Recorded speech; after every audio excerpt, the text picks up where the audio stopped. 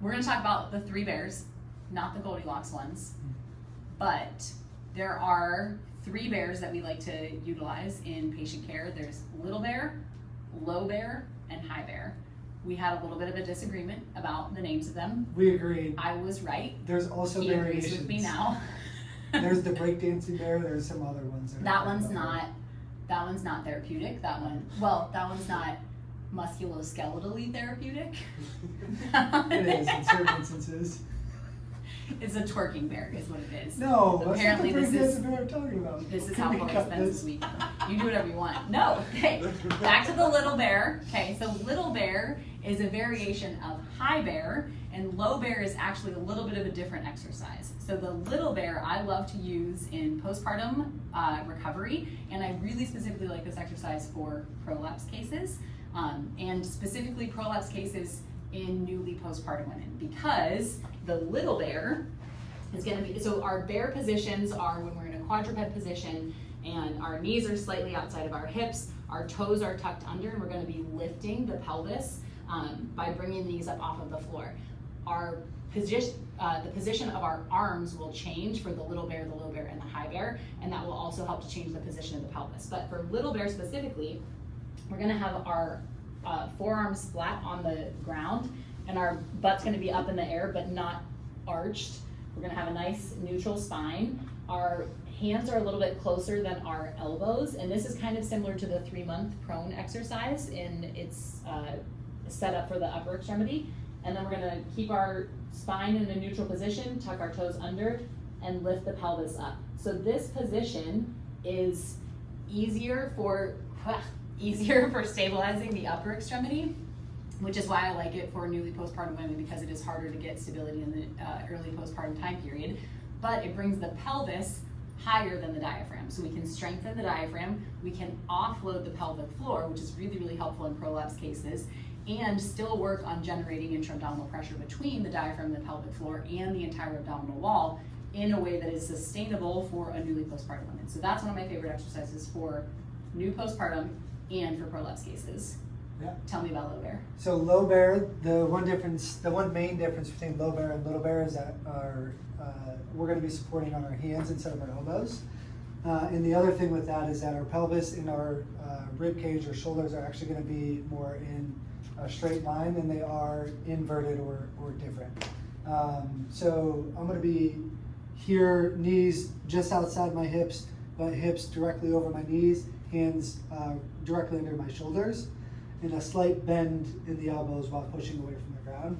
So this is very similar, it's actually the same as initiating our functional progression 3 movement.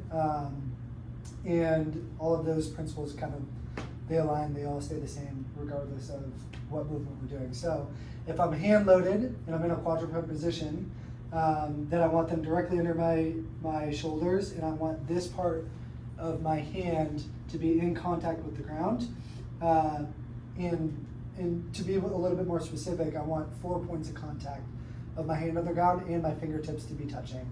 And I bring that point up because a lot of times when patients are getting into these positions or hand loading, they start to roll to the outside of their hand, and that's going to change the way that we fire the muscles around the shoulder and the neck up the chain. So base of your pointer finger is down, 4 points of contact in your hands, knees directly under your hips, and we're going to be here in a quadruped position. To go up into the low bear, we're just going to tuck our toes behind us and knees come just off the ground. Okay?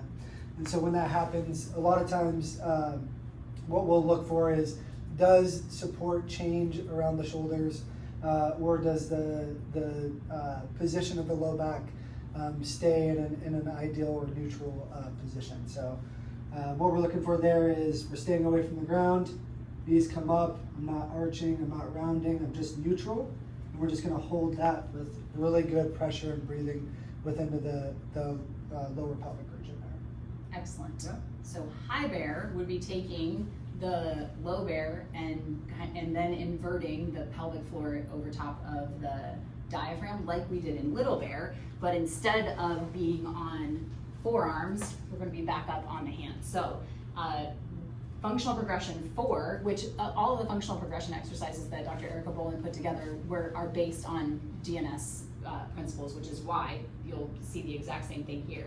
That is where we're going from this low bear position up into a high bear position. So we can actually change this a little bit if we're working on shoulder stability versus hips, because in this position, if I take my pelvis straight up, I'm getting more load onto my hands and I'm doing less movement of my shoulders. I could also transfer weight backward, which is going to help me to get my shoulders into more of an overhead position with stability, and take weight more into my lower extremities as I'm dispersing this. But once again, I like to use these bear positions where the pelvis is higher than the diaphragm, because that helps to offload the pelvic floor. So either of those positions, whether you have more weight over your shoulders or more weight over your lower extremities, will be helpful in supporting pelvic floor recovery, really helpful in prolapse cases. And I don't think I have any other notes about any of the bears. Notes about bears. Yeah, stay tuned for breakdance and bear and other It's ones. not coming. We're not doing that. I'm not talking You can about do it.